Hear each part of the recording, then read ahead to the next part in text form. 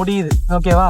அதுக்கப்புறம் வந்து பாத்தீங்கன்னா பாரு கிட்ட வந்து நம்ம சுபிக்ஷா வந்து பேச வராங்க. நான் என்ன சொன்னேன்னு சொல்லு. ஏன் உங்களுக்கு மறந்துச்சா? ஏன் உனக்கு மறந்துருச்சு? என்ன சொல்லணும்? I don't want to to. பேச வரப்ப என்னன்னா பாரு தான் வந்து லாஸ்டா வந்து சொல்லிட்டு போயிட்டாங்க, நான் அந்த டாஸ்க் எல்லாம் பண்ண முடியாது, நீங்க வேணா பிக் பாஸ்டே கம்ப்ளைண்ட் பண்ணிக்கங்க, நான் வந்து பேசிக்கிறேன் அப்படின்னு சொல்லிட்டாங்க.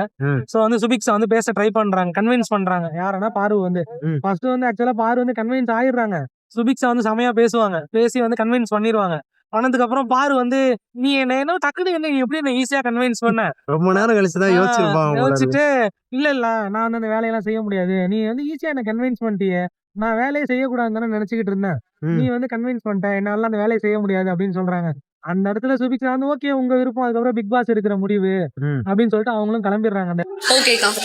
விட்டா என்னையவே கன்ஃபியூஸ் பண்ணிடுவா போல இவ.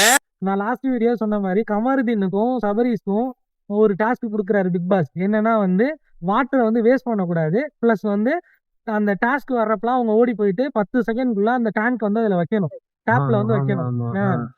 இவங்க வந்து மேக்ஸிமம் பார்த்தனா இவங்க 2 பேருமே வந்து வெளியில தான் இருக்கணும், கார்டன் ஏரியால. ஆனா இந்த பிரச்சனையை வந்து எல்லாருமே ஃபோக்கஸ் பண்ணிட்டு இருக்கிறப்ப அங்க தண்ணி ஊத்திக்கிட்டு இருக்கு. ஓகேவா? இதை வந்து சபரியும் கவனிக்கல, கமாருதீனும் கவனிக்கல. கிட்டத்தட்ட அந்த பிரச்சனை பேசிக்கிட்டே இருக்காங்க, இங்க தண்ணி வந்து ஃபுல்லாவே ஊத்தி ஆஃப் ஆயிடுச்சு.